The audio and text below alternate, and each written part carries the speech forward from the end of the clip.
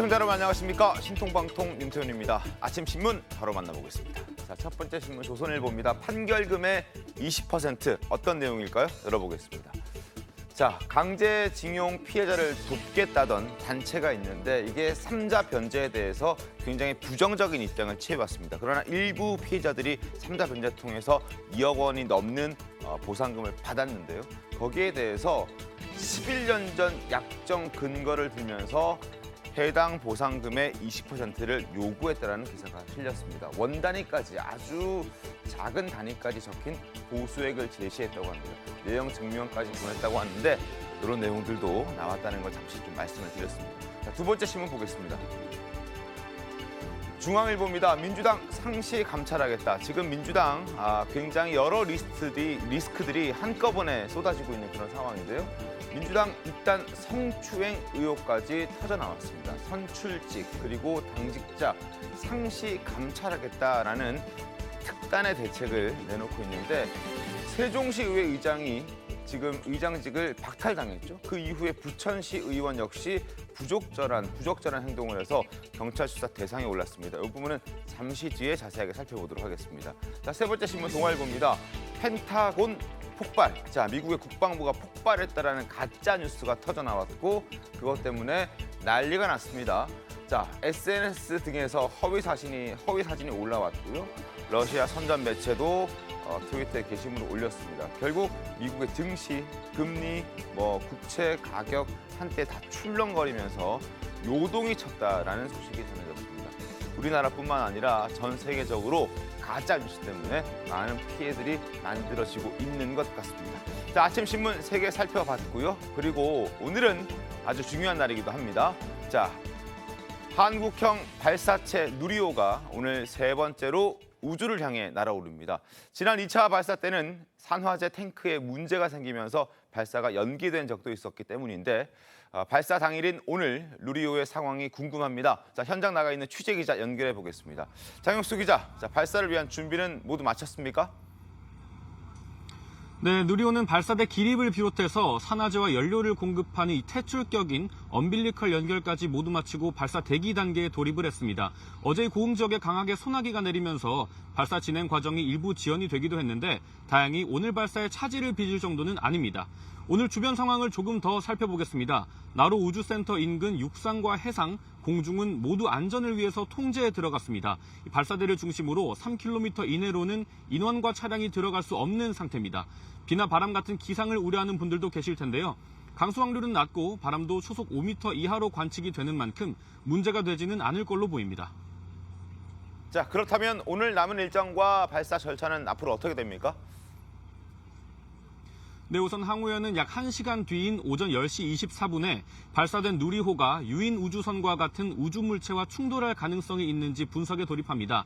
여기서 문제가 없으면 약 오후 1시 30분에 발사관리위원회를 열고 발사 시각을 확정할 계획입니다. 알려진 대로 6시 24분이 될 가능성이 높은데요. 오늘 현장 여건에 따라 앞뒤로 30분가량 조정이 될 가능성은 있습니다. 발사 4시간 전부터는 연료와 산화제 주입이 시작이 되고 누리호를 붙잡고 있는 기립장치가 철수됩니다. 발사 10분 전부터는 자동으로 컴퓨터에 의해서 시스템이 운용이 됩니다. 발사 자동 운용 시스템에 따라 하늘로 오르는 누리호는 위성 8기를 순차적으로 분리해서 목표 궤도에 올리고 임무를 마치게 됩니다. 나로우주센터에서 TV조선 장혁수입니다. 네, 장혁수 기자 고생했습니다. 앞으로도 계속 고생 좀 해주시기 바라겠습니다. 자, 오늘 신통방통 첫 소식 시작할 텐데요.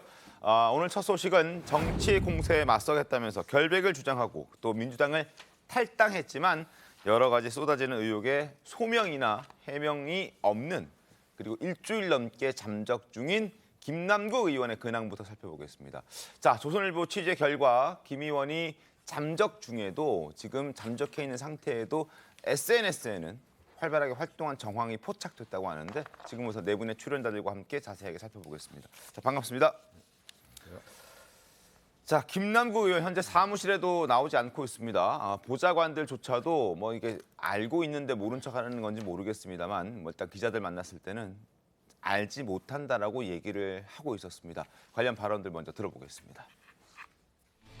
네, 지금까지는 자제해 왔지만 터무니없는 허위 사실 이런 부분에 대해서는 강력하게 싸울 생각입니다. 탈당해서 제가 여러 가지 모든 의혹을 홀로 방야에 서서 이것을 다 의혹을 해소하겠다라는 생각을 했습니다. 당 차원의 진상조사로부터 도망가는 거 아니냐 이런 지적도 있는데.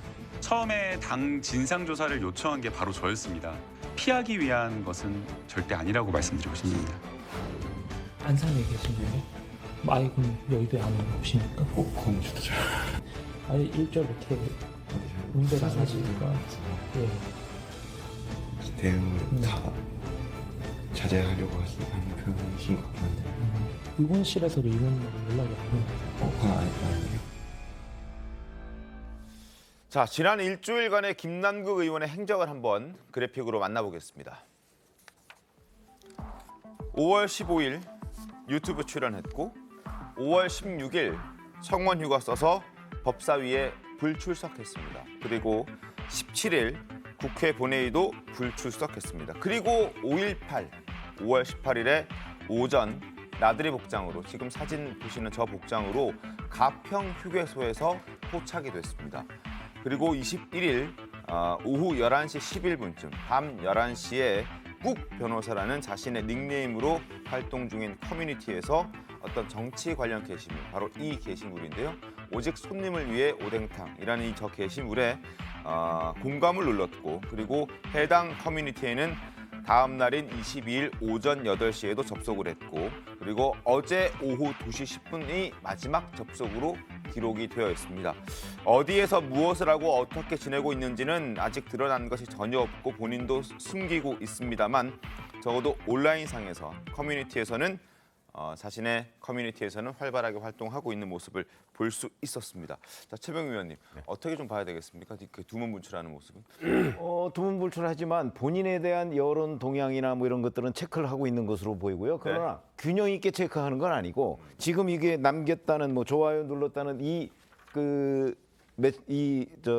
SNS는요, 예. 커뮤니티는 이거는 뭐 친민주당 커뮤니티거든요. 그렇습니다. 그렇기 때문에 본인이 거기에 직접 본인의 이름으로 뭐 글도 올리고 뭐 할 수 있는 데니까 아마 그건 결국 본인 지지자라고 일단 보여지는 사람들과는 여전히 소통을 해가면서 잠적 중이다.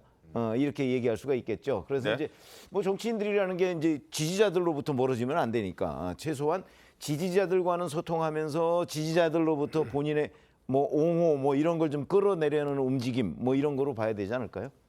그리고 일각에서는 이렇게 잠적하고 있는 게 검경 수사를 피하기 위한 것이다. 이런 뭐 얘기도 하고 있긴 한데 뭐 숨는다고 피할 수 있는 건 아니지 않습니까? 그렇죠. 지금 이제 검찰은 이제 수사 진행 중이긴 한데 네.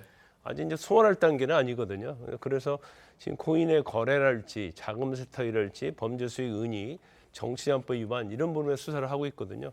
근데 아마 지금 단순한 피해자가 아니고 네, 민주당 국회의원이었다 지금 무소속이잖아요. 그렇습니다. 근데 지금 뭐 21일 날 오후 11시 11분에 뭐 커뮤니티에서 뭐 활동한 거, 그다음 로그인 기록 이런 걸 보면 뭐 어디로 가지는 않은 것 같아요. 이게 더 길어졌다면 뭐 실종 신고라든지 수배를 해야 할 텐데 이제 네. 그런 상황은 아닌 것 같고. 네. 근데 아마 본인 입장에서 그런 것 같아요.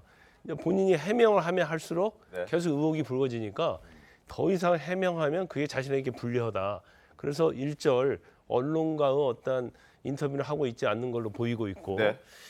단지 아마 본인도 특히 크레이페인이랄지 여러 가지 마블엑스랄지 의심성 있는 자금 세탁, 네. 정치자금법 위반 이런 거에서는 굉장히 제가 볼 때는 고심을 하고 있고 이 정도까지 드러나리라고는 아마 생각 못했을 거예요. 그런데 본인이 아무리 코인의 전문가를 할지라도 사실은 이 관련된 거에 대해서 이제 검찰의 수사 자체는 네. 훨씬 더 전문성이 있다고 볼 수 있거든요. 그래서 아마 본인은 지금 여론의 동향뿐만 아니라 수사가 어떻게 흘러가고 있는지 이제 그 부분에 관심을 가지고 있는 것 같습니다. 알겠습니다. 지금 현재 김남국 의원은 일주일 이상 잠적한 상태고 국회 본회의라든지 상임위에 출석하지 않고 있습니다. 그런데 아이러니하게도 3년 전에 2020년 6월에 김남국 의원이 국회의원의 무노동, 무임금을 강력히 적용해야 한다라면서 법안에 참여했던 적이 있습니다. 이것 또한 법안대로라면 자신에게도 적용이 돼야 할 텐데 과연 이걸 공동 발의했던 김남국 의원이 이렇게까지 해야 되느냐? 신정훈 의원님 어떻습니까?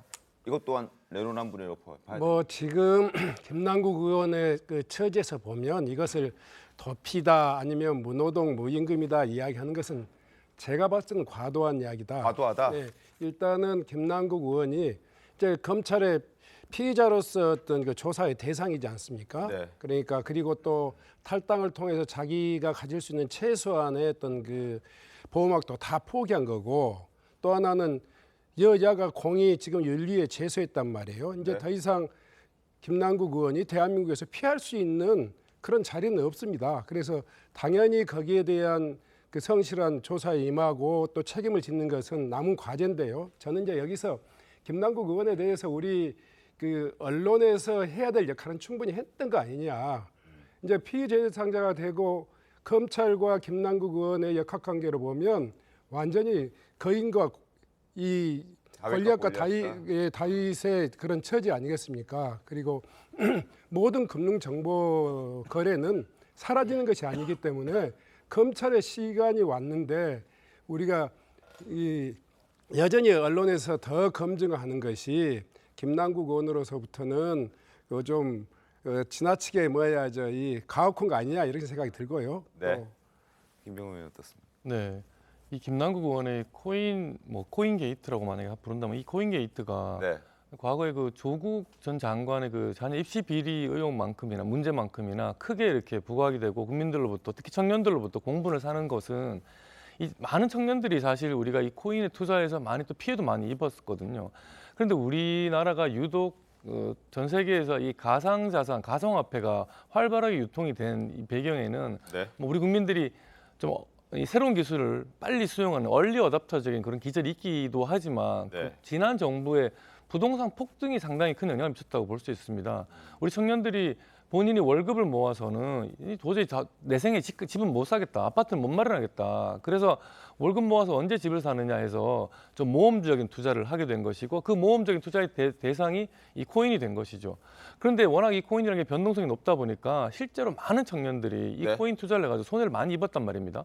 근데 이 청년을 대변한다는 우리 민주당의 김남국 의원 같은 경우에 오히려 이 60억인지 80억인지 모를 그 엄청난 규모의 이 코인을 거래를 했는데 그 종잣돈이 뭉칫돈이 어디에서 왔는지 그리고 본인은 무슨 정보로 이런 코인을 대량으로 사고 팔았는지 네. 그리고 본인은 이익을 실현한 게 400여만 원밖에 없다 현금 인출이 그런데 실제로 최근에는 2억 5천만 원 정도가 인출된 네. 걸로 확인되기도 했고요. 네.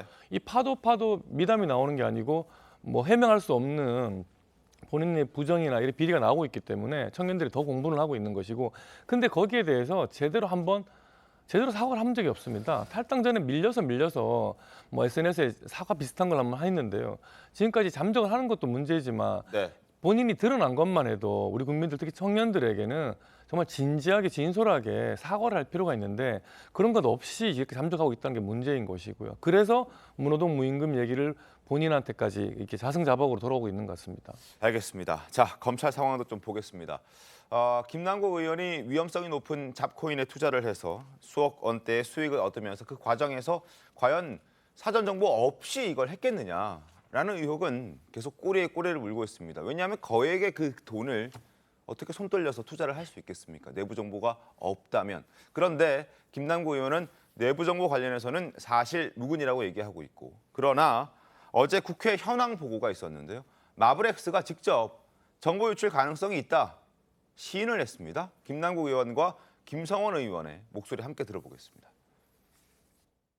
미공개 정보를 이용했다라고 하려면 그 미공개 정보를 얻을 수 있을 만한 핵심 관계자를 알아야 합니다. 그렇겠죠. 그런데 저는 관련 회사의 말단 직원조차 만난 적이 없습니다. 미공개 정보를 얻을 생각도 그런 정보를 얻을 기회조차 없었다. 단언해서 말씀드립니다. 마브릭스와 넷마블 그 대표와 전무께서 방문하셔가지고 사전 정보를 취득했을 가능성 또 자금 세탁을 시도했을 이런 가능성에 대해서 같이 공감하면서 지시를 하겠다 이런 말씀들을 좀 주셨습니다. 자, 김광선 변호사님, 그 마블엑스 당사자들도 김남국 의원 정도 수준이면은 내부 정보를 알 수도 있다. 이건 배제할 수 없다라고 인정을 하는 모습이긴 한데 김남국 의원은 단언해서 말단 직원조차 모른다 이렇게 얘기를 하거든요. 이제 여러 가지 코인의 의혹이 있는데 마블엑스는 특히 의혹이 많아요. 왜냐하면 일단 상장 전에 이 코인을 대량 매매했잖아요. 매수했잖아요. 뭐 10억 상당 매수했어요. 그럼 이제 상장에 대한 정보가 있었을 것이고 또 꼭지점을 알고 팔았단 말이에요. 네. 그러면 사실은 이제 꼭지점은 누구도 알 수가 없어요. 어떻게 알죠? 시세 조정 세력위원회는 알 수가 없단 말이에요. 그러면 김남국 의원이 정말 모른다고 하면 이 투자는 신의 경지에 있다고 볼 수 있어요. 그러니까 지금 코인과 관련된 투자는 대부분의 코인 투자자들이 엄청난 손해를 봤거든요. 근데 김남국 의원은 치고 빠지고 하는데 어떻게 다 꼭지점을 알아요. 그다음에 상장될 것이라는 것도 알아요. 이런 걸 모르고 어떻게 이렇게 수익을 낼 수 있겠어요. 그래서 이건 사전 내부 정보랄지 아니면 시세 조정 세력과 협의를 할지 정보를 얻지 않으면 이 정도 수익은 낼 수 없다고 봐요. 근데 물론 나머지를 가지고 있었던 것은 이제 확신할 수 없죠. 꼭대기인지 아닌지. 그래서 일부를 팔고 일부를 남겨둔 거죠. 근데 거기에서는 뭐 그렇게 수익을 안 얻었겠지만 꼭지점을 알고 파는 그 대목에서는 굉장히 많은 수익을 얻었기 때문에 이제 검찰이 들여다보고 있는 것도 바로 이 부분이다 이렇게 봅니다. 알겠습니다. 자, 사전 정보, 내부 정보 이 의혹과 함께 입법 로비 의혹, 에어드랍과 관련해서도 여러 가지 말들이 많습니다. 하태경 의원이 최초로 관련해서 얘기를 했는데 민주당의 김종민 의원도 보좌진으로부터 입법 로비 의혹과 관련해서 이야기를 들었다라고 밝혔습니다. 직접 들어보시죠. 위메이드가 그 당시 시점에 입법 관련해서 부탁을 하러 국회에 왔고 심지어 또 에어드롭 관련해서 어떤 제안도 하고 이런 얘기를 전해 들었다. 그거를 거절했던 보좌진들은 얘기를 해요. 국회 차원에서 의원들이나 아니면 보좌진들이 그런 사례가 있다면 좀 신고를 해야 됩니다. 저런 얘기를 들으면 실제 있긴 있었던 것 같고요. 누구한테 갔는지 우선 그 이재명 캠프에서 그 메타버스 특보단장을 했던 위정현 교수도 그런 소문이 파다하게 있었다 이렇게 얘기를 했고요. 그다음에 하태경 의원 얘기했죠. 네. 그다음에 지금 민주당의 김종민 의원이 얘기한 걸 보면 사실은 이게 민주당 사람들이 이 게임 업계와 관련해서 그 가상자산 과세 유예 법안 발의했죠. 그다음에 뭐 게임물진흥법 개정안 뭐 이런 거 발의하고 뭐 이런 것들을 보면 부탁을 받았을 개연성은 뭐 거의 틀림없는 것 같다. 이렇게 얘기를 할 수가 있고 다만 부탁을 했다고 해서 그게 다 법률 위반이다 이렇게 얘기할 수는 없는 거거든요. 입법 로비라는 건 할 수 있는 거잖아요. 근데 입법 로비의 행태가 문제죠. 뭐 예를 들어서 에어드롭 같은 걸 제안해 가면서 뭐 뭘 해달라고 했다든지 아니면 뭐 다른 뇌물을 줬다든지 이런 것들이 문제가 되는 것이지 지금 뭐 로비 자체가 문제다 이렇게 얘기할 건 아니다 하는 관점에서 본다면 검찰도 지금 저런 부분을 들여다보는 거죠. 저 에어드롭이라는 게 뭐 각종 이벤트나 마케팅 같은 거 때문에 무상으로 주는 거잖아요. 근데 그 수준이 예를 들어서 뭐 크지 않다. 이렇게 본다면 그냥 단순한 진짜 뭐 마케팅 차원으로 이해할 수 있겠지만 그게 아니고 특정 의원한테 우리가 예상할 수 없었던 큰 액수를 뭐 안겨줬다. 이렇게 되면 그거는 이제 뇌물죄가 성립할 가능성이 전 대단히 높다고 봅니다. 어제 검찰 브리핑에서도 그 얘기를 하고 들여다보겠다 이렇게 얘기를 한 것으로 봐서는 아마 검찰 수사로 상당 부분의 실체가 드러나지 않을까 이렇게 생각이 듭니다. 알겠습니다. 지금 이 자리에 여야 의원 한 분씩 나와 계신데요. 신정은 의원, 김병우 의원 나와 계신데 혹시 두 분께서는 이런 로비를 받으신 적은 없으신가요? 입법 로비를 코인과 관련해서 위임메이드 이 코인과 관련해서는 입법 로비를 받은 적은 없고요. 청탁받거나 그런 건 없습니다. 국회에서는 아마 이런 그 이해관계에 있는 여러 가지 사회계층들이 그 입법에 대한 요구들 또 이렇게 민원이 뭐 일상화되어 있는 것은 사실이죠. 김병우 의원은 어떠세요? 저도 교육위원회에서 활동을 하고 있는데 이런 쪽과 좀 무관해서 그런지 저희 쪽으로 아마 접근을 안 한 것 같습니다. 네. 알겠습니다. 하여튼 뭐 들리는 바로는 적지 않은 의원들이 이런 얘기들을 들었다라고 얘기를 하는데 일단 드러난 건 누구에게 특정해서 가는 아니 예를 들어서 위메이드만 해도 14차례 국회를 방문했으면 그 방문했을 때 만난 사람들이 다 있을 거 아니에요. 최소 14명 정도는 되지 않겠습니까? 그런 걸 보면 제가 로비 자체가 불법은 아니라고 말씀드렸지만 여하튼 만난 사람들은 최소 14명은 될 것이다. 이런 거 우리가 충분히 유추할 수 있는 대목이죠. 국회 출입 기록을 보면 어느 사무실을 방문한지 다 적게 되어 있거든요. 그럼요. 그래서 언론에서 만약에 14차례 국회를 방문했다 위메이드 관계자가 했으면 목적지가 어딘지도 다 알 수 있을 겁니다. 네. 어떤 이해관계에서 입법 로비를 받았냐 이것이 또 하나 중요하고요. 또 그 입법의 내용이 그 국민 일반의 어떤 그 산업 발전이랄까 공공의 이익에 또 부합하는 입법도 아주 많거든요. 그러니까 이 입법 로비 자체가 문제가 아니고 입법 로비를 받는 당사자가 이를 통해서 얻는 그 어떤 그 이해 관계 문제라든가 아니면 또 특정 분야의 어떤 과도한 어떤 그 이익을 위해서 사회 공적인 어떤 그 이익을 또 해야 하는 그런 것들에 대해서는 주의해야 된다고 생각합니다. 알겠습니다. 조금 더 들여다보도록 할 텐데 김남국 의원과 관련된 코인의 검찰 수사도 속도를 내고 있습니다. 신문 보겠습니다. 조선일보 함께 보시죠. 검찰이 김남국 코인 증권으로 보고 수사를 하고 있다. 최소 60억 원 보유했던 위믹스라는 코인 자본시장법 위반을 적용할 것이다. 그리고 이런 자본시장법 위반을 적용한 사례가 최근에 있었습니다. 루나 테라코인 사건 그 검찰이 수사했는데 신현성 전 차이코퍼레이션 총괄 대표 등 테라폴리스, 폴탭스 관계자 8명을 지금 기소하면서 자본시장법상 사기, 부정거래 등의 혐의를 적용했던 사례가 있긴 한데 코인과 관련해서 김광삼 변호사님, 이건 증권성이 있다라고 보는 이유가 있을 텐데요. 어떤 이유입니까? 증권성이라는 건 요건이 여러 가지 있어요. 그런데 이제 그 요건이 과연 코인이 충족하느냐 아니냐에 따라서 이제 처벌의 차이가 있거든요. 그래서 일반적으로 증권성이 인정이 안 되면 이제 자본시장법 위반으로 갈 수가 없어요. 자본시장법 위반은 이제 시세 조정이랄지 사기, 부정거래 이런 걸로 가면 형량이 굉장히 높아지거든요. 네. 그런데 지금 유믹스 같은 경우에도 사실 증권성이 인정되느냐 인정되지 않느냐 논란이 많았는데 검찰에서 이제 증권성을 인정을 하고 사실 이제 관련자들의 영장 청구와 기소를 했죠. 근데 약간 유믹스에 대해서는 지금 검토를 하고 있는 것 같아요. 그래서 이게 명확히 딱 떨어지는 게 아니고 이전 법원에서도 코인에 대해서 증권성을 인정한 사례가 아직은 없기 때문에 이제 상당히 애매한 측면이 있다. 그래서 만약에 증권성이 인정되지 않는다 하더라도 이제 거래소에 대한 업무 방해랄지 이런 혐의는 인정될 것 같아요. 그래서 이 증권성이라는 개념이 굉장히 요건이 있고 굉장히 어려운 그런 개념이거든요. 그렇지만 검찰은 적극적으로 지금 증권성을 인정을 해서 기소를 해서 법원의 좀 판단을 지금 받아보려고 하는 것 같습니다. 알겠습니다. 자, 김남국 의원과 관련된 의혹들 꼬리에 꼬리를 물고 있는데 정청래 최고위원은 김남국 의원에 대한 옹호 메시지를 거의 매일 쏟아내고 있습니다. 들어보시죠. 어쨌든 김남국도 사람이고 인간이에요. 네. 본인이 잘못한 부분은 또 반성도 하고 사과도 한다고 했어요. 근데 아픈 사람이에요. 상처난 사람이고 어쨌든 김남국 개인을 보면 거기다가 계속 소금을 뿌려서 하는 것이 민주당 지지자들이 민주당 국회의원에게 어쨌든 어려움에 처한 거 아닙니까? 힘내라고 응원조차 하면 안 됩니까? 아픈 사람한테 힘내세요 라고 응원하는 게 잘못된 겁니까?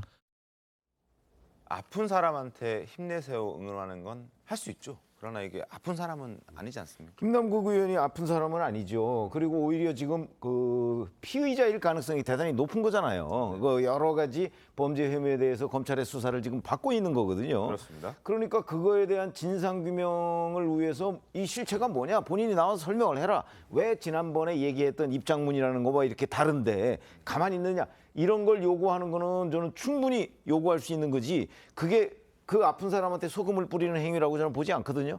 그러니까 정청래 의원이 저렇게 얘기하는 거는 그냥 한때 같은 당이었던 사람에 대한 그냥 두둔 행위에 불과하다. 저는 그렇게 보고요. 이제 저런 행위가 민주당에서 많이 나올수록 아마 민주당이 중도층의 지지는 좀 얻지 못하는 것 아닌가. 저는 그렇게 정치적으로는 판단하고 있습니다. 최근에 지지율도 많이 좀 떨어지기도 했죠, 실제로. 뭐 김남국 리스크라고 하는 것들은 엄연한 현실이고요. 또 그 김남국 코인에 대해서 변호할 생각은 추호도 없습니다. 아까 우리 정청래 의원이 말씀하시는 것은 저는 이런 관점에서 또 좀 이렇게 생각해 봅니다. 일단은 이제 김남국 의원이 피의자가 됐고 또 언론의 수많은 그 검증 과정을 통해서 드러난 혐의점들이 이제 특정돼 있는 상황도 너무 많고 그래서 본인이 이제는 피의자로서 방어하고 또 대답해야 될 내용이 많이 있습니다. 그래서 압도적인 화력을 가지고 있는 검찰과 피의자 김남국이라고 하는 처지에서 보면 지금 나와서 해명하라, 또 답변하라, 이런 이야기는 너무 가혹한 거죠.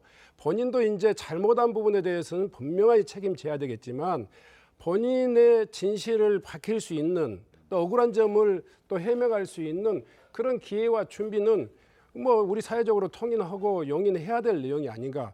당연히 김남국 의원의 범죄 혐의가 있다면 그 문제에 대해서는 전혀 변호할 생각이 없습니다. 또 민주당의 책임도 분명히 감내해야 한다고 생각합니다. 본인도 민주당도 함께 감내해야 되지만 이 문제에 대해서 이제 검찰과 그야말로 외로운 하나의 작은 새가 돼 있는 김남국 의원이 그 진실 공방을 해 나가는 데 있어서는 우리가 좀 더 인내심 있게 좀 지켜보는 것도 저는 현재의 검찰, 현재의 정치인의 역학관계에서 보면 충분히 이해가 갑니다.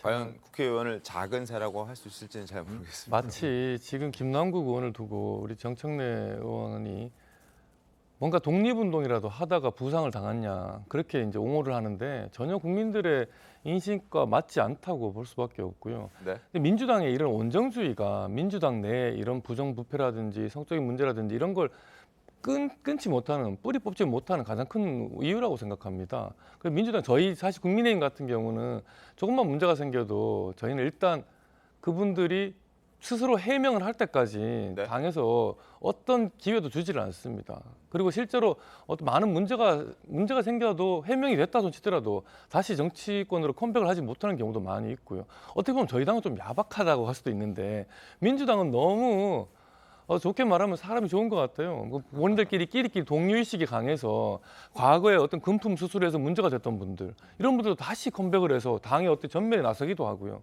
제가 뭐 실명으로 거론은 안 하겠습니다만은 민주당 내에 이런 원정주의 문화가 네. 민주당의 이런 고질적인 뭐 부정부패 문제라든지 이런 거를 완전히 해소하지 못하게 만드는 게 아닌가. 그리고 실제로 민주당의 가장 큰 지금 도덕적인 문제는 당 대표입니다. 당대표 자체가 도덕적으로도 지금 법적으로도 문제가 있는 상황에서 당헌을 고쳐가면서 될 수 없는 사람이 당대표가 되어 있거든요. 그러다 보니 당대표가 사실 정치적인 그런 정당성을 주장하기에 뭔가 문제가 하자가 많은 분이기 때문에 그 당 대표도 그런데 당 구성원들의 문제를 다 어떻게 당이 하나하나 구체적으로 감시하고 견제하고 또 제어할 수 있겠습니까? 이건 당대표 리스크가 지금 이 김남국 사태를 만들었다고 저는 말씀드리고 싶습니다. 한 말씀 더 드려야 되겠습니다. 이 지점에서는 이제 당대표의 혐의점도 혐의고요. 또 김남국 의원이 지금 의심받는 것들이 확정적으로 많은 증거를 가지고 있다 손치더라도 현재는 혐의점입니다. 저는 이 김남국 의원의 혐의, 정치인들의 어떤 이 윤리 문제에 대해서 전혀 변호할 생각이 없습니다. 지난번 돈봉투 사건이 났을 때도 가장 먼저 돈봉투 문제에 대해서 자백하자, 고백하자 이렇게 주장했었고요.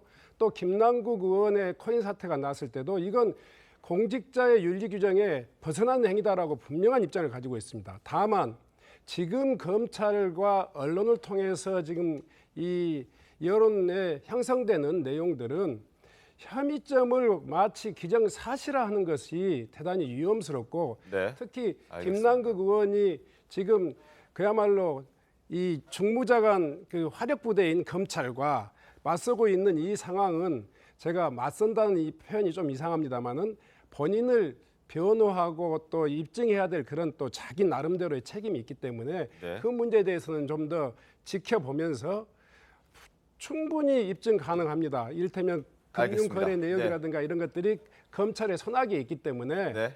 그 문제에 대해서 우리가 조급하니 그 사전에 단죄하는 것은 너무 과하다. 특히 이재명 대표의 혐의를 이 자리에서 그렇게 이야기하시는 것은 아직 지금 재판도 끝나지 않았고 특정이 돼 있지 않는, 입증이 돼 있지 않는 이런 문제에 대해서 공당의 대표를 그렇게 표현하시는 것은 대단히 좀 무리함이 있다 이렇게 생각됩니다. 알겠습니다. 이재명 대표는 뭐 지금 검찰 수사 받고 있는 부분도 있고 기소가 되어서 재판 받고 있는 부분도 있고 뭐 여러 가지 것들이 있기 때문에 한번 지켜보겠습니다. 뭐 단순히 혐의라고 하기에는 사실 좀 규모가 큰 것도 사실이에요. 언론은 또 언론의 사명이 있으니까 네. 이런 문제에 대한 실체를 이제 언론이 자꾸 취재를 해서 국민들한테 알릴 의무가 있는 거예요. 물론입니다. 그 부분까지 부정하면 안 되죠. 네. 자, 이재명 대표, 강성 지지층들도 김남국 의원을 편들고 있습니다. 심지어 청년 정치인들을 강제 초대해서 지금 집단으로 괴롭혔다, 이런 지적까지 나오고 있는 상황입니다. 양소영 대학생 위원장의 목소리 들어보겠습니다. 현재 더불어민주당은 국민의 상식과 눈높이를 벗어난 정당이 되었습니다. 국민 다수가 더불어민주당에 불신을 보내고 있습니다. 김남국 의원 가상화폐 투자 논란은 더불어민주당의 무너진 도덕성을 상징하는 사건입니다. 자, 양소영 대학생 위원장, 지금 초대가 됐다는 그 방에, 채팅방에 화면이 캡처된 게 좀 있습니다. 보여드리도록 하겠습니다. 자, 양소영 위원장을 불러서 당신이 사람입니까? 아니 왜 김남국 보고 나가서 죽으라고 합니까? 뭐 이런 얘기들이 있습니다. 뭐 헌신한 줄 아세요? 뭐 아주 비판을 하고 비판을 넘어서 아주 모욕적인 발언도 있고요. 욕설도 있고요. 제가 직접 방송에서 말씀드리기 좀 어려운 그런 XX나 띠 처리를 해야 하는 표현들이 상당히 많습니다. 저렇게 초대하는 게 과연 적절한지는 모르겠습니다. 최봉 의원님 어떻게 좀 보셨습니까? 뭐 저런 게 정당에서는 좀 흔히 있는 일이죠. 특히 이제 강성 팬덤이라고 하는 거. 과거에 문재인 전 대통령 뭐 양념이라고 표현하기도 하지 않았습니까? 그래서 논란을 불러일으켰는데 글쎄 저게 사실은 뭐 처벌을 하거나 또는 뭐 자제를 요청한다고 해서 해결될 문제는 아닌 것 같고요. 네. 왜냐하면 언론 보도에 있는 그 밑에 댓글에도 저런 류의 그 표현들이 굉장히 많이 나오거든요. 그렇기 때문에 저거는 그냥 이제 해당 당사자들은 저것 때문에 굉장히 많은 트라우마에 시달리곤 해요. 네.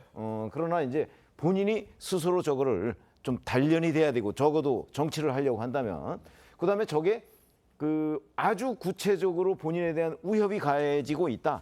그러면 법적으로 처리하는 방법이 있습니다.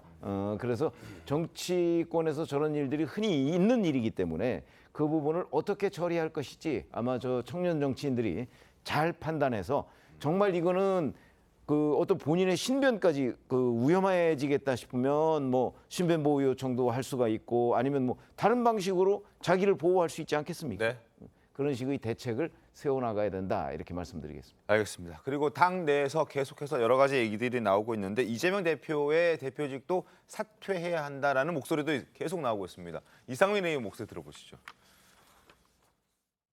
저는 이재명 대표가 사법 리스크를 갖고 있는 상황에서 당대표를 맡고 수행하는 것은 적절치 않다. 또 지금 수사 기소에서 재판이 대상이 되고 있는 사람에 대해서는 특별한 경우가 아니면 정말 억울하다고 생각되는 판단되는 그런 반대 자료가 있지 않는 한 사실은 공천받기는 어렵다고 생각됩니다. 자, 속보를 좀 전해드려야 될 것 같습니다. 박지원 전 국정원장 그리고 서훈 전 안보실장 채용비리 직권남용 혐의로 지금 경찰이 수사를 하고 있는데 자택 압수수색 중에 있다고 합니다. 채용비리 직권남용 혐의로 서훈 전 안보실장 그리고 박지원 전 국정원장의 자택을 경찰이 현재 압수수색 중에 있다고 합니다. 그리고 자신의 측근들을 국가안보전략연구소에 취업을 청탁한 의혹을 받고 있는데 이 부분과 관련해서 서울경찰청 반부패 공공범죄수사대가 오전에 압수수색을 진행했고 현재 진행 중인 그런 상황입니다. 자세한 소식이 좀 들어오면 그때 다시 한번 여러 패널들과 함께 이야기를 좀 나눠보겠습니다. 자, 다음 소식 가겠습니다. 자, 김남국 의원의 코인 투자 의혹에 돈봉투 의혹까지 정말 민주당이 곤혹스러운 상황에 처해 있는데 그런데 여기에 엎친 데 덮친 격으로 시의원들도 문제를 일으키고 있습니다. 먼저 살펴봐 드릴 내용은 경기도 부천 시의원의 성추행 의혹인데요. CCTV까지 있습니다. 영상 보시죠.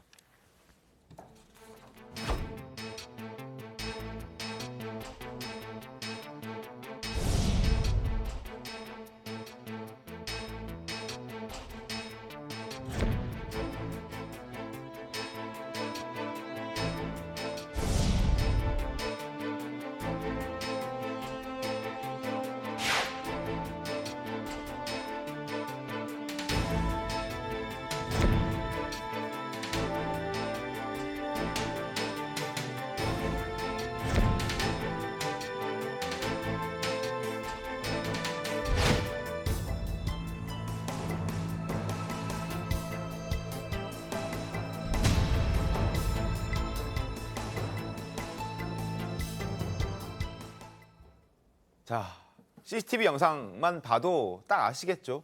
적절하지 않은 신체 접촉이 굉장히 많았습니다. 그리고 술을 곁들였다고 하지만 술이 저렇게까지 상황을 악화시켰다고 보기는 힘들 정도로 많은 접촉을 지금 저 시의원이 했습니다.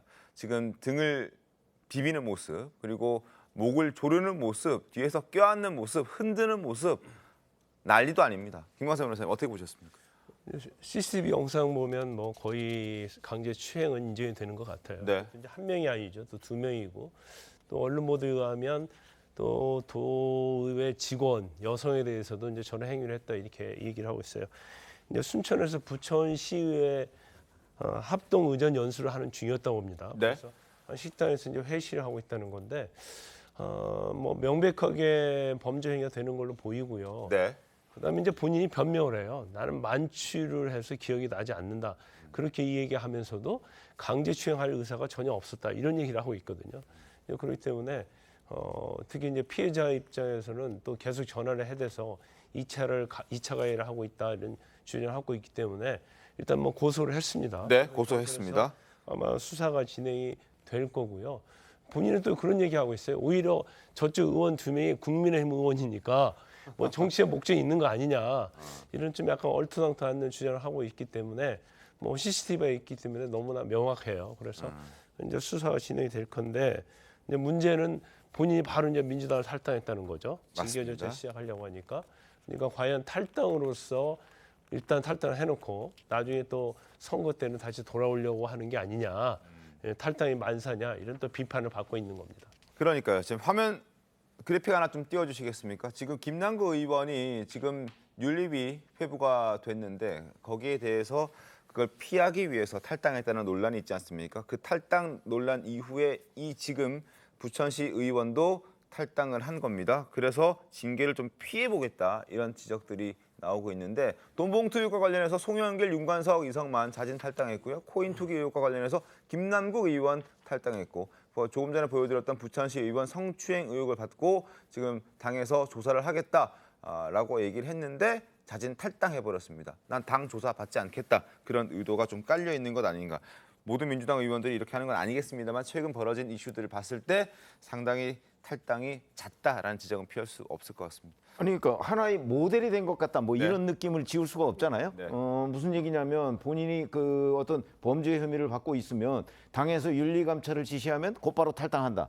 그게 이제 송영길 전 대표 때부터 최근에만 지금 3건이 있었던 거 아니겠습니까? 저렇게 되면 앞으로 이제 민주당 내에서 문제를 일으키는 사람들 당에서 뭔가 징계나 아니면 윤리감찰을 시작하려고 하면 탈당해서 그걸 모면하는 이게 무슨 공식처럼 돼버리면요. 사실 그 다음에 그 당에서 그 어떻게 조치를 취할 수 있는 방법은 별로 없습니다. 그렇죠? 그 사람에 대해서는 탈당해버렸으니까요. 네. 저렇게 돼도 사실 일반 국민들은 민주당에 충분히 요구를 할 수가 있어요. 무슨 얘기냐면 자 김남국 의원 같은 경우 윤리위에 넘어갔잖아요. 네. 그러면 이제 국회 윤리위원장 민주당 출신이에요. 그렇죠? 그러면 국회 윤리위원회에서 어떤 식으로든 저걸 빨리 해결을 해야죠. 네. 과거에 국회 윤리위원회는 접수가 되면 그냥 하몽차사예요. 결론 안 나오고. 그러나 지금 저런 문제들은 바로 저런 것들이 민주당 내에서 모델이 됐기 때문에 그러면 앞으로 이제 전부 다 무슨 징계위에 올라가고 뭐 이러면 다 탈당하고서 그냥 끝 이렇게 되면 곤란하잖아요. 네. 그러니까 그런 문제에 대해서 민주당이 후속 조치를 좀 취해 줘야 한다. 그래야 이런 모델로 따라하게 하는 그런 그 전철을 밟지 않을 것이다. 이렇게 말씀드립니다. 자, 여당의 비판 목소리 한번 들어보겠습니다. 지금 이렇게 꼬리 자르기 하고 있고 자진 탈당하는 그런 어떤 사태 그리고 어떤 모델이 되는 어떤 본보기가 되는 마치 공식이 되는 것처럼 하고 있는 민주당의 행태에 대해서 비판하는 목소리 한번 들어보겠습니다. 이쯤 되면 민주당발 성비위 계보는 전국 방방곡곡으로 퍼져나가는 전염병이라 해도 과언이 아닐 정도입니다. 민주당은 비판 여론이 일고 나서야 당 차원에서 윤리감찰을 지시했는데 박 의원은 탈당하며 해당 조치를 무력화했습니다. 강경 대응하는 척만 하다 탈당 꼬리 자르기 후 얼렁뚱땅 넘어가려는 민주당식 DNA는 더 이상 국민에게 통하지 않습니다. 김병우 의원님, 국민의힘은 어떻습니까? 뭔가 문제가 발생했을 때 논란을 일으켰던 사람을 탈당한다고 했을 때 바로 탈당시켜 줍니까? 어떻습니까? 뭐 그런 유사한 일이 아예 없었던 것은 아닙니다만, 근데 나중에 결과적으로 어떻게 그 사람이 충분히 소명하느냐 안 하느냐에 또 다른 그런 게 달려 있는 문제이기도 하고요. 근데 저는 다시 한번 말씀드리고 싶은 것은 지금 사실 민주당이 이 돈봉투 게이트, 코인 게이트, 그 성비 게이트가 연달아 이렇게 터져나오고 있는데 이미 민주당이 도덕적으로 파산했다고 해도 할 말이 없다 이렇게 저는 말씀드리고 싶고요. 그 정점에 다시 한번 말씀드리지만 이재명 대표가 있다. 그래서 당 대표가 스스로 도덕적으로 뭐 법적으로 깨끗하지 못한데 그 당이 어떻게 규율을 세울 수 있겠는가, 이런 근본적인 의문이 드는 겁니다. 이 모든 것들이 결국 이재명 대표가 사법적 리스크에서 깨끗하지 못하기 때문에 컨트롤하기 힘든 그런 상황으로 만들었고, 어제가 사실 노무현 대통령 이제 서거 14주기였는데요. 노무현 대통령은 평생 시류를 뭐 쫓거나 아니면 자기 이익을 쫓아 정치를 한 분이 아니었습니다. 손해를 보더라도 정도와 원칙을 견지하고 정치를 했고요. 그래서 드라마틱하게 대통령까지 되었는데 집권 초 2003년에 원로들을 청와대에 모셔서 이런 말씀을 하신 적이 있습니다. 내가 새 시대의 맏형이 되고 싶었는데 그 시대의 막내 노릇을 할 수밖에 없겠다. 그래서 그 시대의 구태나 잘못된 관행들을 내가 싹 청소하고 갈 테니 이제 그 다음 세대, 그 다음 대통령은 좀 새로운 세종대왕처럼 새로운 정치해라. 내가 태종의 역할을 하겠다. 그런 말씀을 하셨거든요. 그게 2003년입니다. 그런데 그로부터 20년이 지금 지났어요. 그런데 20년이 지난 지금 여전히 민주당은 새 시대의 맏형이 아니라 그 시대의 막내가 되어 있습니다. 아직도 막내를 벗어나지 못하고 있어요. 그 이후엔 저는 기본적으로 그때 2003년도에 노무현 대통령도 그 주변의 핵심들이 운동권 출신의 86세대들이 포진해 있었습니다. 근데 지금의 민주당도 역시나 이재명 대표는 뭐 운동권이라고 할 수는 없지만 중심 주류들은 86 운동권 세력들입니다. 20년 전에 노무현 대통령을 만들고 노무현 대통령과 함께 열린우리당 참여정부를 이끌었던 사람들과 지금의 민주당은 그 구성원이 사실은 똑같다고 봐야 됩니다. 운동권 86 세력인 것이거든요. 그러니까 이분들이 저는 지금 진짜 이재명 대표와 함께 정계에서 물러나야 된다. 이분들이 도덕적으로 이렇게 깨끗하지 못하고 정치적으로도 유능하지 못했는데도 불구하고 20년, 30년 계속 대한민국 정치를 거의 반을 이렇게 과점하고 있다는 것 자체가 문제이고 거기서 민주당의 여러 가지 지금 게이트들이 비롯되고 있는 게 아닌가라는 생각까지 말씀드리고 싶습니다. 뭐 탈당이 도피처가 돼서는 안 된다 하는 문제에 대해서는 단호하게 동의하고요. 또 앞으로 그런 일이 없을 것이다. 만약에 성비위가 확정된다든가 그런 사람이 다시 복당해서 우리 민주당원의 어떤 공직을 맡을 수는 없을 것이다 말씀드리고요. 김병욱 의원님께 이제 말씀 잘해 주셨는데 어제가 제가 노무현 대통령 서거 14주기입니다. 저도 거기 다녀오면서 느끼는 게 그거였습니다. 이렇게 당당하고 정말 멋진 대통령도 그 정치검찰의 어떤 그 수사의 희생양이 될 수밖에 없었던 이 역사가 있었는데 지금 이재명 대표 지금 현재 민주당이 받는 여러 가지 이 상황을 돌이켜 보면 여전히 정치 검찰에 의한 소위 말해서 이 정치적인 어떤 이 수사가 계속되고 있는 거 아니냐 이런 생각이 듭니다. 물론 기소된 부분에 있어서 철저히 가리고 그 문제에 대해서 책임지는 것은 저희들의 몫입니다. 근데 아직 지금까지 그 무차별적인 검찰의 어떤 압수수색 또 이 수사를 통해서 확정돼 있는 혐의들이 제대로 소위 말해서 증빙되거나 이런 부분들이 그렇게 많지 않습니다. 알겠습니다. 그래서 저는 검찰 이 수사만 가지고 이 범죄를 확정적으로 단정하는 것은 대단히 현재 검찰의 분위기에서는 대단히 위험스럽다. 알겠습니다. 책임질 것은 책임지고 그 문제에 대해서 고쳐나갈 건 고쳐나가는 데 있어서도 저는 그런 이 이재명 대표가 지금 현재 범죄 신정훈 의원님, 알겠습니다. 충분히 알겠습니다. 지금 계속 뭐 혐의 수준이다는 말씀을 거듭 반복하고 계신데 충분히 의견은 저희가 들었고요. 일단 이재명 대표도 저도 말씀을 드리지만 검찰 수사 단계를 넘어서서 재판에 가 있는 부분도 있기 때문에 그걸 단순히 혐의라고 하기에는 뭐 기소된 내용이 있죠. 알겠습니다. 자, 다음 얘기를 좀 더 해보아야 될 텐데요. 민주당에서 유독 성추행 의혹이 잦다는 점 비판을 받고 있습니다. 부천시 의원 말씀을 드렸고요. 이제 세종시 의회도 한번 들여다보도록 하겠습니다. 영상 보시죠. 2022년 8월 저는 의회 의원들이 화합된 분위기를 만들려고 만찬 자리를 마련했습니다. 구체적인 내용에서는 억울한 면이 적지 않지만 향후 절차에서 소명하고 명예를 회복하겠습니다. 의장 불신임한 결의안은 가결되었음을 선포합니다. 자, 부천시 이어서 세종시에서도 문제가 벌어졌습니다. 최웅 위원님, 어떻게 보셨습니까? 세종시의 의장은 의장직에서 이제 물러났어요. 그런데 세종시의회는 민주당이 다수입니다. 그런데도 불구하고 민주당 출신의 의장을 내쫓은 거죠. 뭐 거기도 역시 거기는 또 동성 성추행이에요. 이런 문제가 이제 계속 불거지는데 글쎄 민주당이 저런 부분에 관해서 자정 능력을 보여줘야 사실은 그래야 국민들로부터 다시 지지를 받고 뭐 다수당이 되고 뭐 이런 것 같은데 제가 볼 때는 이게 이제 집권을 하다 보면 문재인 정부 5년 동안 집권을 하고 사실은 지금도 국회에서는 그 민주당이 다수당이잖아요. 압도적인 다수당이잖아요. 네네.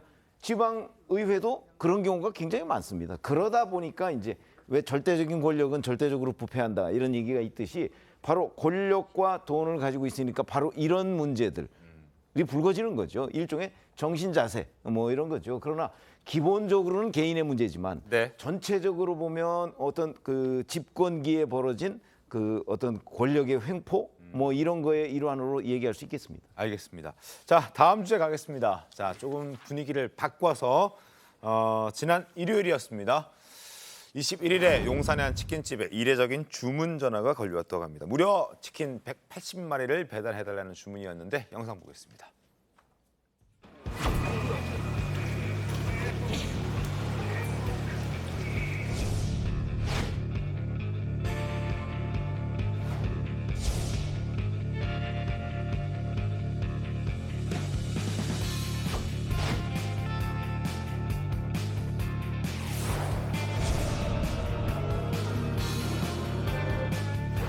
경제를 외교의 중심에 놓고 저도 대한민국의 세일즈맨이다, 영업사원이라는 생각을 가지고 뛰었습니다.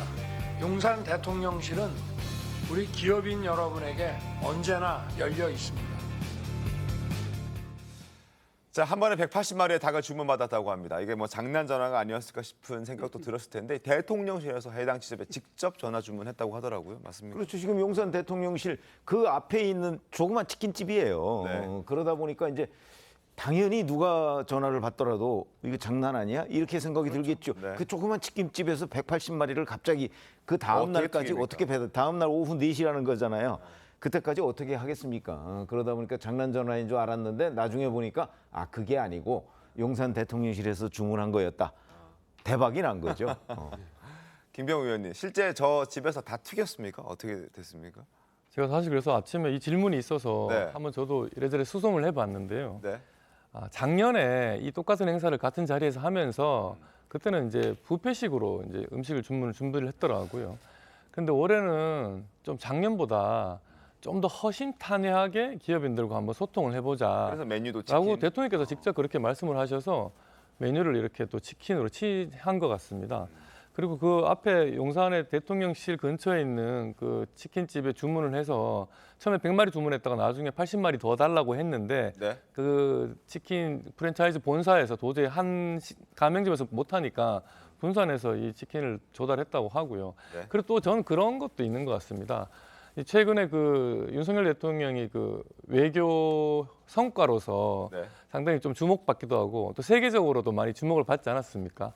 뭐 미국 의회에서 연설도 잘하시고 또 미국인의 심금을 울리는 또 아메리칸 파이를 또 멋들어지게 부르셔서 상당히 주목도가 높아졌다.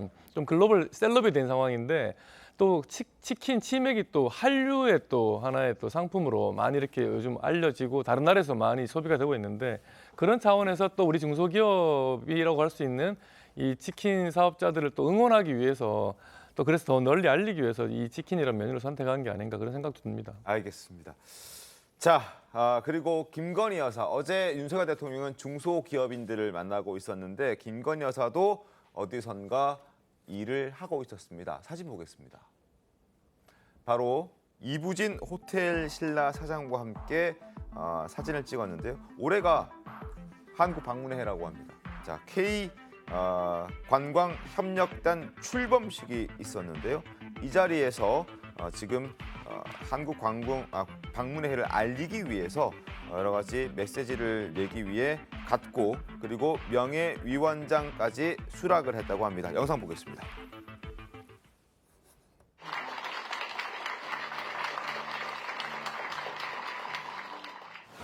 여사님께서 해외 순방을 하실 때마다 한국의 문화를 알리기 위해 많은 일정을 수행하시는데 깊은 감명을 받았습니다.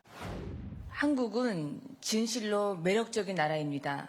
정부는 이번 한국 방문의 해를 통해 K관광이 세계인의 버킷리스트가 될 수 있도록 지원할 예정입니다.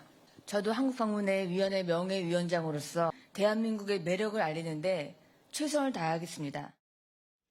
자, 이부진 위원장이 명예위원장직을 맡아달라 이렇게 요청을 직접 한 거네요, 김광석 변호사님. 네, 그렇죠. 이제 이부진 사장이 한국 방문회 위원장이에요. 네.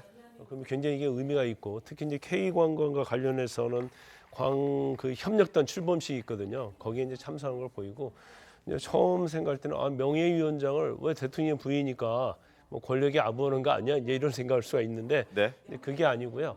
이제부터 관례적으로 대통령 영부인이 명예위원장을 맡아왔다고 그럽니다. 그래서 일단 뭐 대통령 부인이 명예위원장을 맡게 되면 사실 그 유상이 훨씬 더 높아질 수 있고 네. 더군다나 이제 대통령 부인은 대통령이 해외 갈 때, 해외 순방할 때 같이 가잖아요. 그래서 한국을 알리는 데서도 굉장히 효과가 있기 때문에 여러 가지 차원에서 이제 명예위원장으로 유축을 한 거 보이고 네. 향후에서도 아마 상당히 많은 역할을 할 것이다 이렇게 봅니다. 알겠습니다. 신종원 의원님 어떠세요? 민주당에서는 조용한 내조를 해야 한다라는 부분을 많이 강조하면서 전면에 나서지 않았으면 좋겠다는 메시지를 많이 냈는데 이런 역할들은 괜찮습니까? 그렇지 않습니다. 아닙니까? 우리 영부인께서는 우리 국가의 정치적 공적 자산이잖아요. 굉장히 좋게 보이고요. 또 저런 역할들을 좀 더 공식화해서 적정한 그러니까 법령이 뒷받침하고 또 사회적 통념이 이해할 수 있는 영역에서 충분히 좋은 어려운 국민들에게 또 따뜻함을 전해주고 또 그 대외적으로는 우리 국가의 어떤 그 유상들을 또 높이는 데 있어서 좋은 역할이라고 봅니다. 아까 대통령께서 치맥 파티를 하셨다 하는 것도 다른 어떤 모습보다도 굉장히 긍정적으로 보여집니다. 그러니까 사실 대통령의 역할이라는 것이 또 늘 이렇게 많은 벽에 둘러싸여 있는데 네. 가장 어려운 청년과 중소기업인들에게 그런 어떤 그 현장에서 그리고 또 지역과 소통하면서 이렇게 그런 노력을 하셨다는 거 굉장히 긍정적으로 봅니다. 알겠습니다. 김건희 여사님의 역할 앞으로 좀 더 공식화되었으면 좋겠다. 그 문제에 대해서는 대통령실이 먼저 그 문제에 대해서 좀 풀고 시작했으면 좋겠다. 알겠습니다. 생각합니다. 말씀을 마무리하시는 줄 알았습니다. 네. 다음 주제 가겠습니다. 자, 다음 순서는 영상으로 브릿지 보시죠.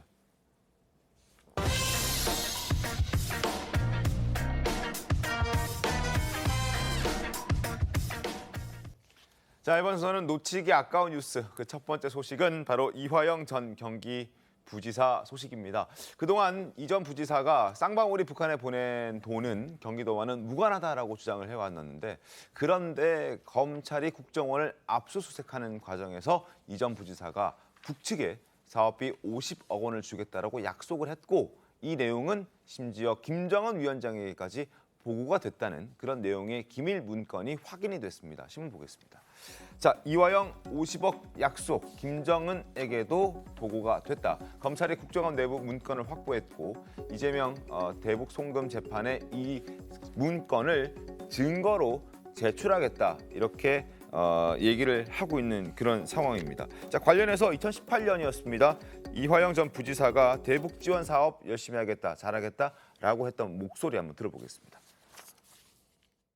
경기도와 북측은 농림 복합사업, 축산업, 양묘사업, 나무심기 사업 등을 서로 협의하여 추진하기로 하고 황해도 지역이 한 개 농장을 농림복합형 스마트팜 시범농장으로 지정, 개선 사업에 참여하기로 하였습니다. 자, 김병우 의원님, 북측에 돈 준 적 없다 했는데 아닌 걸로 드러났습니다. 다시 한번 이번 일로 통해서 다시 한번 또 2003년 당시에 노무현 정부 출범 직후에 불거진 김대중 정부의 대북 송금 사건이 또 생각이 나는데요. 그 일로 해서 당시 그 박지원 전 장관 하여튼 호칭을 어떻게 했지 박지원 전 원장도 실형을 구형받았고 당시 청와대 관계자들이 실형을 선고받았습니다. 그리고 또 이제 문재인 정부 들어서서 이 대북 송금을 하겠다고 약속했다고 이게 확인된 시점이 2018년 10월 그 이화영 당시 경기도 평화부지사가 방북을 해서 북한의 그 김성애 조선 아태평화위원회 실장에게 스마트팜을 지원하고 50원을 주겠다 약속했다고 했다는 거거든요. 그 시점이 2018년 10월입니다. 문재인 정부 출범 이후에 대북 저희 입장에서 보면 대북 평화 공세가 한참 시절입니다. 이때 경기도지사이면서 차기 대권을 노리던 이재명 당시 지사 입장에서는 이 대북 평화 공세, 대북 평화 무드에 어떻게 보면 숟가락이라도 올려야 본인한테 뭔가 다음 대선에 유리하게 작용할 수 있지 않겠나라는 그런 좀 상황 인식이 있었던 것 같고요. 그런 차원에서 경기도 차원에서 대북 사업을 추진하려고 하다 보니 또 거기에 대해 쌍방울이라든가 이런 외부에 조금 민간 기업의 자금도 좀 끌어들이게 되고 그랬던 것 같습니다. 근데 지금 이 자료는 지금 이화영 당시 부지사는 지금 현재는 부인을 하고 있습니다만 검찰이 국정원 내부의 문서를 압수수색을 통해서 확보를 해서 이거 드러난 사실이기 때문에 저는 거의 사실일 거라고 생각을 하고요. 정말 이런 일까지 추진했다고 하면은 정말 이분들은 권력을 얻기 위해서는 뭐든지 다 하는 분들이구나. 과거에 이런 문제가 있어서 그 박지원 전 원장을 비롯한 당시 김대중 정부 당시 인사들이 실형까지 살았는데도 불구하고 또 이런 일을 했다는 게 정말 권력을 얻기 위해서는 무서울 게 없는 분들이었다. 이런 생각을 다시 한번 하게 됐습니다. 그렇다면 이제 이재명 당시 지사, 지금의 대표와의 어떤 연관성도 배제할 수는 없는 거잖아요. 아니 이거는 기본적으로 이제 안부수 아태협 회장이 그런 내용들을 국정원에 보고했다. 이래서 이제 그럼 그 문건이 있지 않겠느냐. 그래서 국정원을 압수수색한 거거든요. 그래서 이제 이재명 대표는 이재명 당시 경기도지사가 했던 거는 쌍방울의 대북 송금입니다. 이거는 안부수 씨가 이제 경기도 자금을 지원받아서 그 북한에 건넨 거고요. 조금 성격이 다르고요. 그래서 아마 이거는 이제 안부수 그 아태협 회장의 재판에서 나온 얘기고, 그다음에 이재명 대표 부분은 이제 이화영 전 부지사의 재판에서 또 그 추가로 확인이 되겠죠. 그 부분 한번 좀 지켜봐야 될 것 같다는 생각이 드는군요. 말씀하십시오. 우선 이제 이 국정원의 정보보고 자료가 그 증거 능력이 어느 정도 확정할 수 있느냐 이 문제일 것 같고요. 잘 아시지만 지난번에 그 서해 공무원 피살 사건에 대한 문재인 정부의 조치 그 과정에서 핵심적인 증거 자료가 SI 정보였습니다. 근데 이 정부에서는 그 SI 정보 자체도 부정하면서 이 서해 공무원 문제를 다시 뒤엎는 그런 그 결정을 하지 않았습니까? 그래서 저는 이 대북 송금 문제에 있어서 이 지금 당사자들이 부인하고 있기 때문에 좀 더 지켜보자 하는 말씀을 드리고요. 또 하나는 지금 지자체에서 아마 북한 지역에다가 하우스를 지어주고 농기계를 지원해주고 하는 그런 사례들이 아마 최소한 50군데 이상이 있을 겁니다. 이 참여정부 이후에 지자체가 나서서 대북 평화 무드를 앞장서서 이렇게 열어가려고 하는 지자체 차원에서 교류가 많이 있었기 때문에 이거 특정한 정치적 목적에 의해서 이재명 대표만이 그런 것은 아니다. 이 문제도 좀 더 지켜보면서 내용을 재판 결과를 보면서 판단해도 있지 않겠다 이렇게 생각합니다. 알겠습니다. 그리고 안부수 회장에 대한 첫 판결도 있었습니다. 2018년 대북 지원과 관련해서 안부수 회장과 당시 경기도지사였던 이재명 대표의 발언 들어보도록 하겠습니다. 이 대회를 위해 많은 도움을 주신 이재명 경기도지사님과 관계자 여러분들에게 감사를 드립니다. 정부나 기업에 지원 한 푼 없이 오직 저희들의 힘으로 이 사업을 진행해 왔습니다. 북측 대표단 여러분, 역사적인 발걸음을 온 마음으로 환영합니다. 아시아 태평양이 함께 손을 맞잡고 열어가는 평화와 번영을 우리 경기도가 든든히 뒷받침하겠다고 약속드립니다. 자, 그리고 안 회장은 지금 김성태 전 쌍방울 그룹 회장과 공모해서 북한에 외화를 보낸 혐의 등으로 징역 3년 6개월의 형이 선고가 됐습니다. 물론 1심이어서 좀 더 지켜봐야 되겠습니다만 이 선고 형량에 대해서는 어떻게 보세요? 저는 형량이 좀 낮다고 생각해요. 낮다? 네. 그 이유가 뭐냐면 일단 재판부에서도 금융 제재 대상인 이제 북한에 대해서 한 5억 원 정도 이걸 대북 송금한 거에 대해서 사실은 그냥 대북 송금 자체도 문제가 있는데 금융 제재 대상이잖아요. 그렇기 때문에 오히려 세계적인 금융 제재와 관련을 무력화시켰다는 점하고 또 하나는 이제 죄질이 좀 나쁜 게요. 이제 7억 5천 횡령인데요. 이걸 북한에 보내라고 해서 경기도에 보조금을 쓴 거거든요. 근데 12억 중에서 7억 5천을 본인이 횡령한 거예요. 그런데 그 돈이 북한에 어린애들 필수 영양소인 밀가루를 어떻게 보면 보내주는 그러한 돈이었거든요.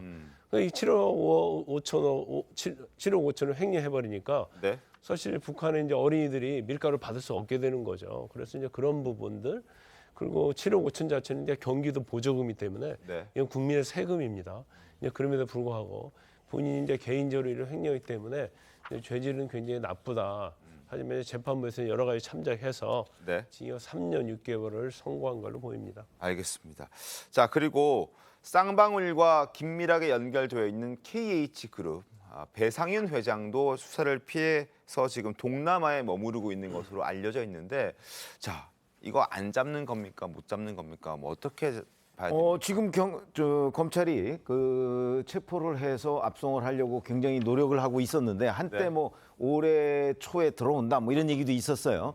근데 그 여전히 지금 그 성사가 안 되고 있는 것으로 보이고요. 네. 그 본인이 여기서 횡령한 돈이 있어요. 수백억. 뭐 이제 그 배임이 한 4천억 정도 되고 한 600억 원 이상을 횡령한 돈이 있는데 그 돈 가지고 지금 아마 카지노에서 수백억 쓰면서 황제 도피 뭐 심지어는 국내에서 뭐 음식 같은 거 공수해다 먹고 이래서 그 김성태 전 쌍방울 그룹 회장이 태국에 있을 때 했던 거하고 아주 비슷한 양상으로 지금 그 전개가 되고 있는데 검찰이 어찌됐든 간에 빨리 귀국을 시키기 위해서 노력을 하고 있는데 현재 상태로는 쉽지가 않은 모양입니다. 알겠습니다. 계속 좀 지켜보고 해야 될 것 같다는 생각이 드는군요. 두 번째 놓치기 아까운 뉴스로 가겠습니다. SK이노베이션이 최태원 그룹 회장과 이혼 소송 중인 노소영 씨가 관장으로 있는 나비 아트센터 나비를 빼달라라는 얘기를 했다고 합니다. 지금 아트센터 나비가 지금 서울 종로구 SK그룹 본사 서린빌딩 4층에 있는데 여기에 위치해 있는 이 미술관을 비워달라라고 얘기를 했다고 하는데요. 이게 좀 뒤늦게 알려졌습니다. 어떻게? 그렇죠. 아니 왜냐하면 이혼 소송 중이기 때문에 네. 그 이혼 소송 뭐 1심 판결도 나왔죠. 그러니까 당연히 이혼 소송하고 있으니까 더군다나 저 부동산 계약이 종료됐다는 거 아닙니까?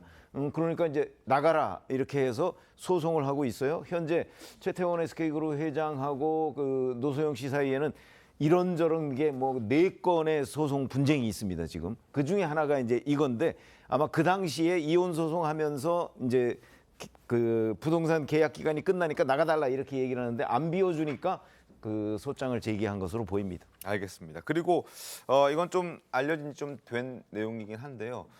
두 사람의 자녀들이 법원에 잇따라 탄원서도 제출했다고 합니다. 탄원서의 구체적인 내용이 김광선 변호사님 최근에 좀 나온 게 있습니까? 아니요, 지금 알려지진 않았어요. 그런데 탄원서를 제출했다고 하는데 일반적으로 이혼 소송에 있어서 대부분이 이제 그 남편과 부인이지 않습니까? 네. 부인 쪽에서 자녀의 탄원서를 제출하는 경우가 굉장히 많아요.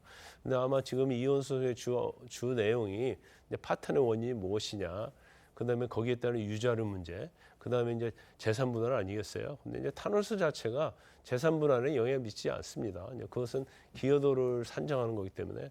근데 아마도 이혼의 원인하고 네. 그다음에 이제 유자료와 관련해서 아마 그 노소영 측에 유리한 그런 이제 탄원서를 제출하는 그런 쓸까 아닐까. 그냥 내용 자체는 뭐 노소영 씨에 유리한 탄원서가 아닐까 이제 추측해 볼 수 있는 거죠.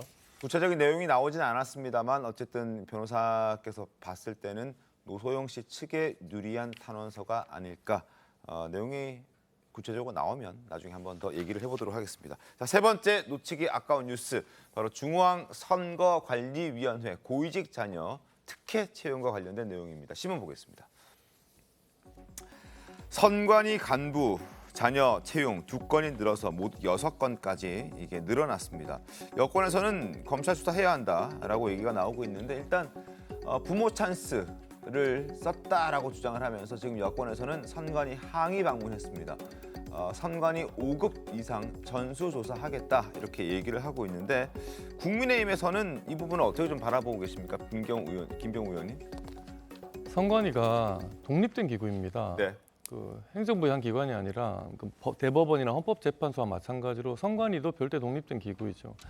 그러다 보니까 선관위에 대한 그 외부의 그 감시나 감사가 좀 사실 소홀할 수밖에 없는 구조적인 그런 한계가 있었습니다. 그 지난 대선 때도 우리가 소위 소쿠리 투표라고 하면서 그 선거 관리가 부실해서 많이 문제가 되었었는데 그 대선 이후에 그 소쿠리 투표에 대해서도 한번 감사를 하겠다고 하니까 그 자료를 선관위에 내놓을 수 없다 이렇게 또 막아섰거든요. 이번에도 마찬가지로 지금 자녀들을 좀 뭔가 부정하게 채용한 것 같은 그런 정황이 보이는데 그걸 감사원에 감사를 받으러 하니 또 감사를 못 받겠다고 하는 겁니다. 우리는 독립된 기구이니.